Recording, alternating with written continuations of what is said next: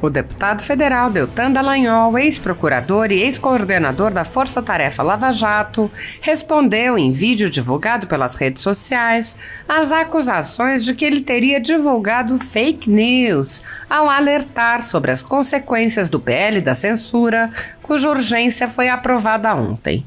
O deputado apontou: sob o manto de combater fake news, eles querem mesmo é combater as verdades que lhes sejam desagradáveis.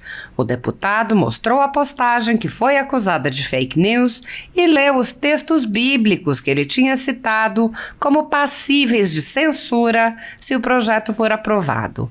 Deltan Dallagnol mostrou os trechos do projeto que estava disponível, pelo menos até aquele momento. O deputado explicou que, mesmo fazendo ressalvas, pretende moderar os abusos. Ele disse: aí que vem o perigo. O que ele vai considerar abuso?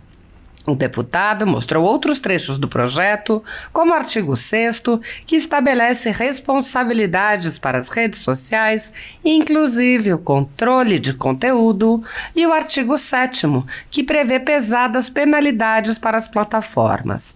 Dallagnol apontou que a lista de conteúdos que as plataformas devem moderar é extremamente extensa e que isso será feito de forma automatizada. Ele explicou que, para evitar as pesadas multas que podem ser impostas, as plataformas utilizarão algoritmos para derrubar textos de forma genérica. Ele apontou: tudo isso pode suprimir uma liberdade de expressão religiosa que a gente quer reconhecer em um ambiente plural. Pessoas pensam diferente. Deltan Dallagnol explicou que o projeto vai além e obriga as plataformas a agirem preventivamente para suprimir conteúdos que sejam potencialmente criminosos. Ele disse: tanto é verdade que isso poderia prejudicar a liberdade de expressão, que o próprio relator do projeto, sob a pressão do povo, já suprimiu grande parte dos textos problemáticos relativos à liberdade religiosa. Mas o projeto continua horrível. O deputado alertou: esse projeto é muito perigoso, e ele ainda traz como entidade que potencialmente poderá aplicar multas o próprio governo. E que governo? Um governo que é amigo de ditaduras, um governo que já ultrapassou todas as barreiras da lei para praticar a corrupção, para manter um projeto de poder, e agora pode usar o seu poder para modelar discursos, para fazer lavagem cerebral, para censurar a palavra de adversários políticos, para censurar a sua voz. A censura, que há anos já vem se intensificando no Brasil, atinge unicamente conservadores e já causou o fechamento de alguns veículos de imprensa. Mas a perseguição não se limita à censura e inclui muitas outras medidas, inclusive prisões políticas, devassas, buscas e apreensões de reputações, entre outras. Grupos monopolísticos e cartéis que se associam com o intuito de barrar informações contrárias ou inconvenientes atuam em conluio com a finalidade de aniquilar qualquer mídia independente, eliminando o contraditório e a possibilidade de um debate público amplo, honesto, abrangendo todos os feixes e singularidades dos mais diversos espectros políticos. Controlando as informações, o cartel midiático brasileiro tenta excluir do debate e, em última instância, da vida pública, os conservadores e os veículos que dão voz a essas pessoas. A Folha Política tem toda a sua receita, gerada desde 1º de julho de 2021, confiscada por uma canetada do ministro Luiz Felipe Salomão, ex-corregedor do TSE, com aplauso e o respaldo dos ministros Luiz Roberto Barroso, Alexandre de Moraes e Edson Fachin. Toda a renda de mais de 20 meses de trabalho de jornais, sites e canais conservadores vem sendo retida sem qualquer base legal. Anteriormente, a Folha Política teve sua sede invadida e todos os seus equipamentos apreendidos a mando do ministro Alexandre de Moraes.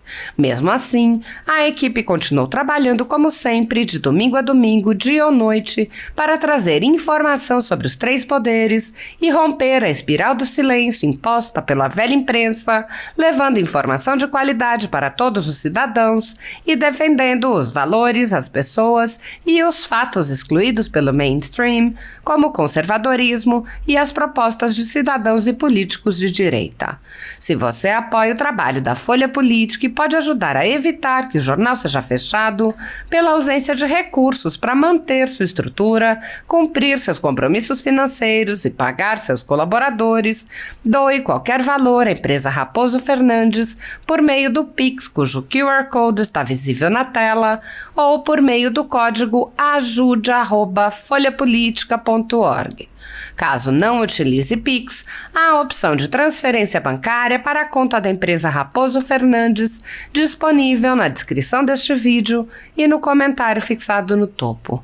A Folha Política atua quebrando barreiras do monopólio da informação há 10 anos e, com sua ajuda, poderá se manter firme e continuar a exercer o seu trabalho. Pix ajude@folhapolitica.org. Assista! Pessoal, olha só, pessoal, o que aconteceu. Queria compartilhar com vocês. Estou aqui na Câmara e eu tenho uma sequência de coisas para mostrar para vocês. Me pegaram em mentira, em fake news. A esquerda me pegou fazendo coisa errada. Que absurdo, olha só. Olha só, eu separei aqui para vocês algumas coisinhas para vocês verem comigo. Ó. Em campanha contra a regulação das redes sociais, contra o PL da censura, Dallagnol desinforma ao alegar censura de versículos da Bíblia nas redes sociais. Falaram que eu desinformei, que eu menti, e você precisa descobrir qual é a verdade.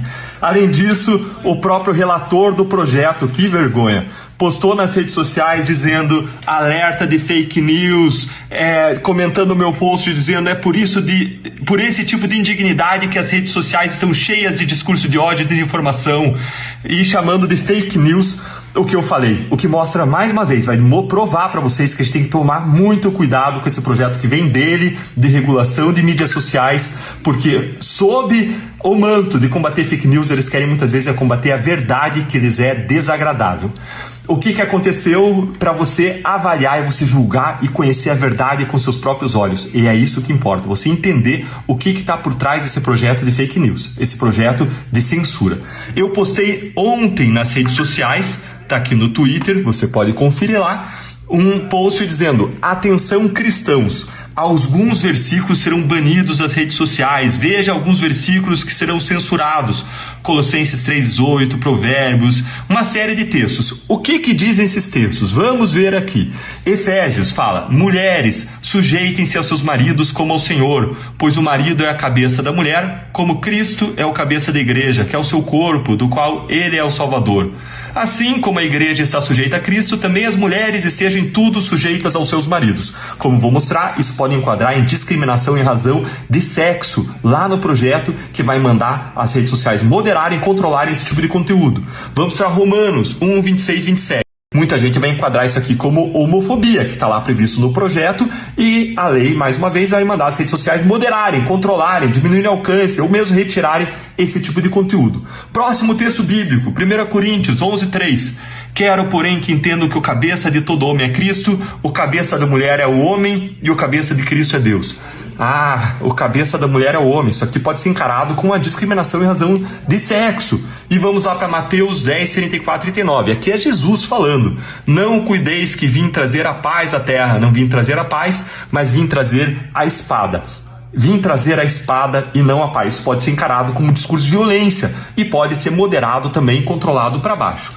E de onde que você tira essas informações, Eutano? Tiro do projeto que estava disponível até hoje, do projeto da censura, esse projeto de fake news, que é relatado pelo relator Orlando Silva e está tramitando aqui no Congresso Nacional. Essa lei, ela começa de um jeito muito bonito. Ela fala o seguinte: E isso que usaram contra mim para dizer que eu estava divulgando desinformação. Eu vou mostrar por que está errado. Começa esse projeto dizendo: as vedações e condicionantes previstos nessa lei não implicarão restrição ao livre desenvolvimento da personalidade individual, à livre expressão e à manifestação artística e intelectual de conteúdo satírico, religioso, político, ficcional, literário ou qualquer outra forma de manifestação cultural. Gente, se não está restrito nada disso, nada estaria restrito. Por quê? Porque não tem manifestação que não se enquadre numa dessas categorias de manifestação que eu falei para vocês. Agora, ainda assim, esse projeto, mesmo fazendo essa ressalva, ele vai regular tudo aquilo que considera abuso. E aí que mora o perigo. O que esse projeto vai considerar abuso da manifestação para fins de regulação, de bloqueio, de cerceamento, de derrubada nas redes sociais. E me acompanha. No artigo 4º, esse projeto de lei prevê: esta lei tem como objetivos, e está lá no inciso 6º, o incentivo ao ambiente livre de assédio, de discursos de ódio e de discriminações em virtude de sexo, em virtude de religiosidade, cuidado, não pode criticar outra religião, e em virtude de orientação sexual. Ou seja, tudo aquilo que for lido como um discurso de preconceito em relação à mulher, o homem à cabeça da mulher, qualquer coisa dessa está lá na Bíblia, ainda que seja discurso religioso, vai ser considerado, tem o potencial de ser considerado abuso, para ser moderado, controlado, e eu vou explicar para vocês por quê. Segue ainda o projeto, me acompanha, porque tem mais, e eu quero que você possa julgar com os seus próprios com a tua própria mente, com o teu próprio raciocínio, o que é verdade nesse caso. No artigo 6º do projeto de lei estabelece uma série de responsabilidades para as redes sociais, inclusive de analisar e atenuar riscos sistêmicos e de estabelecer um dever de cuidado sobre o conteúdo crítico das redes sociais. E aí vem o artigo 7º e fala sobre esse risco sistêmico, e é importante você entender que quando esse projeto de lei estabelece esses riscos, ele fala que se a plataforma não mitigar os riscos, não exercer o seu dever do cuidado em relação a conteúdos críticos, ela vai sofrer pesadíssimas multas que podem chegar a 50 milhões de reais por infração. E aí, como eu disse, o artigo 7º, quando fala de riscos sistêmicos e que ela tem que tratar de riscos sistêmicos, fala que a avaliação vai incidir dos riscos sistêmicos, inclusive sobre danos à dimensão coletiva dos direitos fundamentais, nos casos dos direitos fundamentais previstos na legislação e na Constituição. Gente, os lista de direitos fundamentais é imensa. Muita coisa pode ferir direito fundamental. Por exemplo, um dos direitos fundamentais é a honra, é a dignidade. E aí você não pode mais criticar alguém porque isso vai ofender a honra, a dignidade de alguém, isso vai estar sujeito à censura, à restrição, de moderação. Está muito aberta, muito vaga as definições daquilo que gera um risco sistêmico nas redes sociais. E segue dizendo ainda que as plataformas devem dar atenção para riscos relacionados à violência de gênero. Será que dizer que o homem à cabeça da mulher é uma violência de gênero? É um discurso que acontece nos púlpitos, está lá na Bíblia, e muita gente vai enquadrar isso. Ainda segue dizendo que deve-se tomar cuidado e gerenciar riscos em relação a temas cívicos, políticos, institucionais e eleitorais. Aí você abriu a janela para o mundo. Se você pedir um impeachment, você corre risco de ser interpretado como pedindo um golpe e esse conteúdo sofrer moderação. Ainda o mesmo artigo 7º que fala de riscos sistêmicos, fala de discriminação em relação ou em razão de identidade de gênero e orientação sexual, o que traz o mesmo perigo que eu mencionei. E o artigo 2º fala o que as redes sociais têm que fazer em relação a esses riscos sistêmicos, e fala que elas devem adaptar os processos de moderação de conteúdos. Moderar o conteúdo é derrubar o conteúdo, ou controlar o alcance, reduzir o alcance do conteúdo, e ainda adaptar os sistemas algoritmos. E aqui entra um ponto muito importante. Você tem que entender que essa moderação de conteúdo não vai ser feita por um ser humano que vai lá, vai olhar se aquilo está dentro de um contexto de liberdade de expressão religiosa, de um debate religioso, não. Para eles evitarem as pesadas multas que podem ser impostas sobre eles pelo governo, por uma entidade de supervisão que é o governo, que pode ser aparelhada politicamente, para as redes sociais evitarem essas pesadas multas, eles vão criar algoritmos para baixar, derrubar conteúdos ou reduzir o alcance quando tem determinados termos, como mulher submissa a homem, como termos que possam ser interpretados dentro de um contexto que possa ser caracterizado como homofobia. Eu já vi pastores sendo processados por homofobia por usar textos bíblicos. Então tudo isso pode suprimir uma liberdade de expressão religiosa e que a gente quer reconhecer num ambiente plural. Pessoas pensam diferente na sociedade, você tem que suprimir discurso que é efetivamente criminoso, não um discurso que reflete a pluralidade da nossa sociedade, ainda mais um discurso da cultura judaico-cristã, que é uma das bases da civilização ocidental. E tá lá, gente, faz não uma década, tá lá faz milênio. Bom, e aí segue ainda ali, depois de dizer que esses provedores, as redes sociais, têm que desenvolver algoritmos e fazer a moderação, ainda o projeto de lei prevê que as redes sociais devem atuar preventivamente em face de conteúdos potencialmente ilegais. Gente, o que é potencialmente ilegal? O que vai poder ser derrubado debaixo de uma bandeira de potencialmente ilegal? E segue dizendo que dentre os conteúdos potencialmente ilegais, aqueles relacionados a crimes de discriminação ou preconceito de que trata o artigo 20 da lei tal, aqui é o crime de racismo, mas o Supremo Tribunal Federal equiparou a homofobia ao racismo, então estaria sujeito também a uma restrição aqui nas redes sociais, qualquer discurso que possa ser encarado como homofóbico, ainda que venha dentro de um contexto de cristão, de explanação da própria Bíblia, daqueles textos que eu mencionei, e também discursos que possam ser interpretados como violência de gênero, lembrem, potencialmente ilegal, que possam ser interpretados como violência de gênero. E segue o projeto fazendo essa regulação e essa restrição. Gente, tanto é verdade que isso aqui poderia prejudicar a liberdade de expressão e liberdade de expressão religiosa, na linha que eu coloquei nos posts, que podem... tanto é verdade que as redes sociais podem derrubar ou restringir o alcance do conteúdo, que o próprio relator do projeto, debaixo da pressão de vocês, porque a sociedade se manifestou, porque desde que a gente fez esses posts, muita gente se envolveu, reclamou, pediu, levantou a sua voz dizendo que liberdade de expressão religiosa não pode ser restrita, que o próprio relator já suprimiu grande parte dos textos problemáticos relativos à liberdade religiosa. Mas esse projeto continua horrível, gente. Continua horrível porque ele prevê não só aqueles conceitos vagos como sendo objeto de restrição, de moderação, como potencial ofensa a direitos fundamentais, tudo que pode ser entendido como uma crítica mais incisiva, uma ofensa a alguém, algo que fere a dignidade, a honra da pessoa, pode estar sujeito a algum tipo de regulação, assim como discursos cristãos que possam ser entendidos como violência. O próprio discurso lá de Jesus, que eu falei que eu mencionei, né? Não vim trazer paz, mas vim trazer espada, é algo que possa estar sujeito à regulação. Então esse projeto é muito perigoso e ele ainda traz como entidade que vai potencialmente aplicar multas de 50 milhões de reais sobre as redes sociais o próprio governo.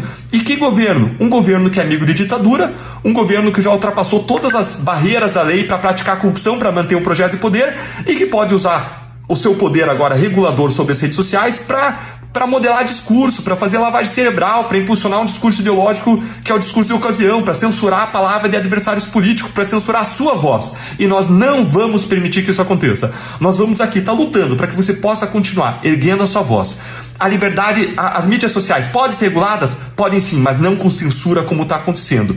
Muita coisa pode ser melhorada? Pode sim, mas não com censura, não com a restrição da minha voz, não com a possibilidade de restrição de críticas ao governo, a autoridades constituídas e cerceamento dos adversários políticos do governo de ocasião. Nós vamos seguir lutando para que o Brasil não seja amordaçado.